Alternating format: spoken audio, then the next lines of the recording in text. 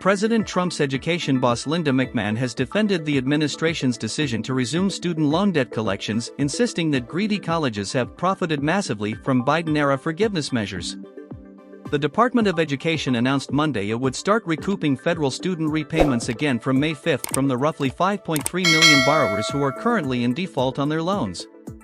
In a fiery Wall Street Journal op-ed addressing the move, the Education Secretary blamed the Biden administration and universities for making empty promises to students while pocketing their loan dollars.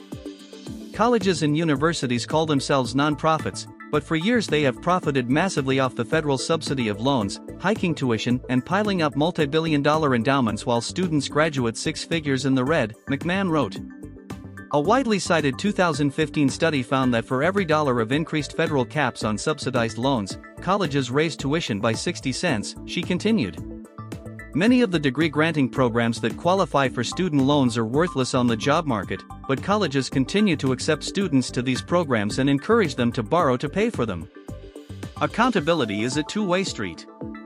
As we push to hold student borrowers to account, we will also push colleges to be responsible and transparent.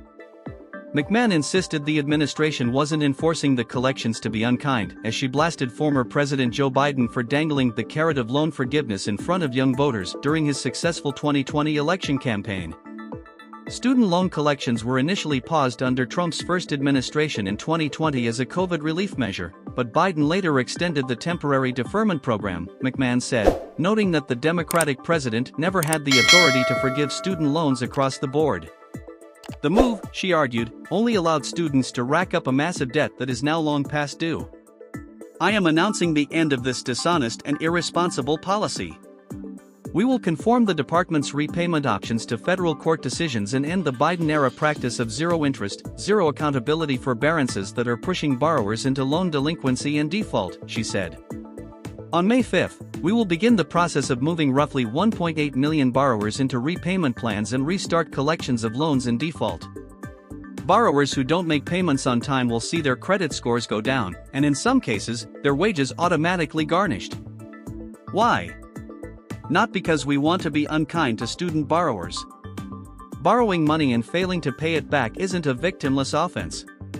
Debt doesn't go away, it gets transferred to others. If borrowers don't pay their debts to the government, taxpayers do, McMahon added. She stressed, too, that student loans needed to be paid back because they weren't like regular consumer loans, such as a mortgage or a car payment.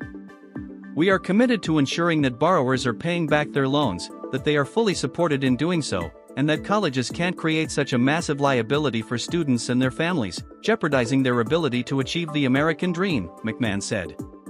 In announcing the new measure, the Education Secretary had earlier criticized Biden's efforts to cancel billions of dollars in student loan debt, several of which were blocked by federal courts in 2023. The Education Department said some 42.7 million borrowers who owe more than $1.6 trillion in student debt are pushing the nation's federal student loan portfolio toward a fiscal cliff. The agency also noted that more than 5 million borrowers haven't made a single monthly payment in over 360 days and many haven't in more than 7 years.